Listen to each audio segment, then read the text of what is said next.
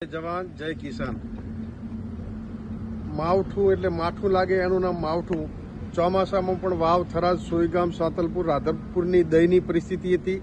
જગતનો તાત ધૂળમાંથી ધાન પકવી અને આ દેશનો અન્નદાતા જ્યારે તમામનું પૂરું કરે છે અને ચોમાસામાં વિકરાળ પરિસ્થિતિ આવીને ખેડૂતોને ઉપર આબ નીચે ધરતી જેવી પરિસ્થિતિ થઈ છે, ત્યારે સરકારશ્રીએ માત્ર રાહતના નામે હેક્ટરે 20,000 રૂપિયા એ કર્યું છે। પરંતુ સરકારને વિનંતી કરું છું કે અત્યારે પણ આ ચાલુ વરસાદ છે, દરેક જગ્યાથી ખેડૂતોની પરિસ્થિતિ ભયંકર છે કે શિયાળુ સિઝન બિલકુલ થઈ શકે એવી પરિસ્થિતિ નથી।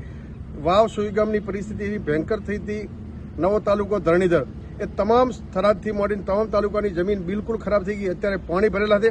એટલે સરકારને વિનંતી કરું છું કે આ ઉદ્યોગોને હજારો કરોડના દેવા માફ કરો છો તો ગુજરાત સરકારના માનનીય મુખ્યમંત્રી અને તમામ નેતાઓને વિનંતી કરું છું કે આપે ખેડૂતો ઉપર દયા કરીને તાત્કાલિક ધોરણે પાક વીમો માફ કરવો જોઈએ અને વાવ, થરાદ, સોયગામ, સાંતલપુર, રાધનપુર પૂરગ્રસ્ત વિસ્તારો છે અને ફરીથી શિયાળુ સિઝન ઉપર વરસાદ ચાલુ થયો છે, ત્યારે તમામ ખેડૂતોના દેવા નાબૂદ કરવા માટેની મોટું મન રાખીને આ વિસ્તારના ખેડૂતોના દેવા માફ કરો એવી આપ સૌને વિનંતી છે। ખેડૂતોની પરિસ્થિતિ બહુ વિકરાળ છે અને અહીંથી સ્થળાંતર કરવું પડે એવી પરિસ્થિતિ નિર્માણ થઈ છે, જેથી કરીને આ પાક વીમો માફ કરો અને ખેડૂતોના દેવા નાબૂદ કરવા માટેની આપને વિનંતી કરું છું।